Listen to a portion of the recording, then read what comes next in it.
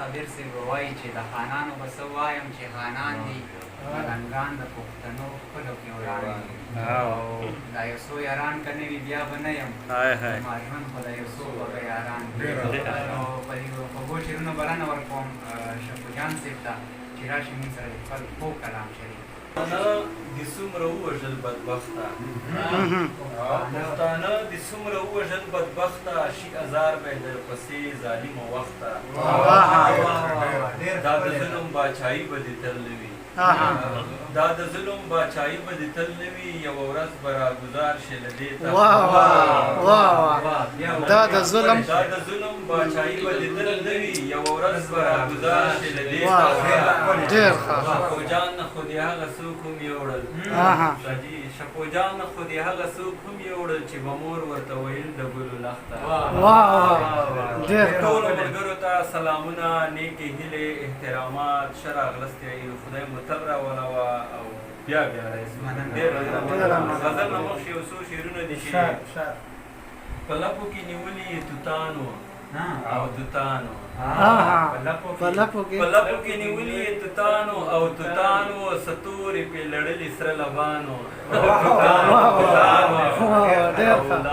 لښکر باڼیو بدل په تورو سترګو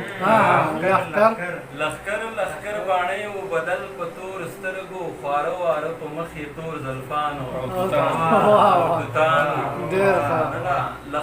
لښکر باڼیو بدل په تورو سترګو خواره واره په مخ یې تور زلفانو د هغه توت د لاندې خو مونږ دواړه نن ولاړو د هغه توت د لاندې خو مونږ دواړه نن ولاړو بېګه چې چا ویل دلته پیریانو د هغه توت د لاندې خو مونږ دواړه نن ولاړو بېګه چې چا ویل دلته پیریانو غزل نه چې او زغرې دي کږې شه زیاتې جنګه ټوپک تورې او زغرې دي کږې شه زیاتې جنګه ترخې کیسې دي په غم سرې شه زیاتې جنګه د امن خوشحالو لارې مه بندوه نورې د امن خوشحالو لارې مه بندوه نورې نور ورک له دغې خاورې پښتنې شه زیاتې جنګه مننه د امن خوشحالو لارې مه بندوه نورې نور ورک له دغې خاورې پښتنې شه زیاتې جنګه واړه ګلان دې کړل جدا له خپلو میندو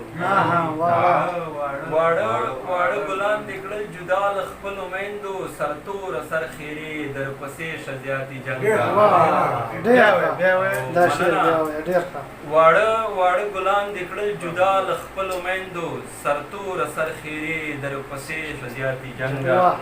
شیطان له ځانه مه جوړوه دې لمن ته ګوره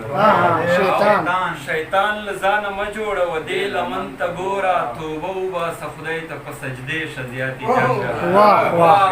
ډېر ښه دا شعر بیا وایه ډېر ښه شیطان له ځانه مه جوړوه دې لمن ته ګوره توبه وباسه خدای ته په سجدې شه زیاتې جنګه تو وینې ستا د لاسه چې روانې په کتار دي تو وینې ستا د لاسه چې روانې په کتار دي بس دغه دې اخرې جنازې شه زیاتې جنګه تو وینې ستا د لاسه چې روانې په کتار دي بس دغه دې اخرې جنازې شه زیاتې جنګه دعا کړم شپو جان چې په ژوندون دې بیا رانه شي دعا کړم شپو جان چې په ژوندون دې بیا رانه شي اخره خاتمه دې په امریکې شه زیاتې جنګه دعا کړم شپو جان چې په ژوندون دې بیا رانه شي اخره خاتمه دې په امریکې شه زیاتې جنګه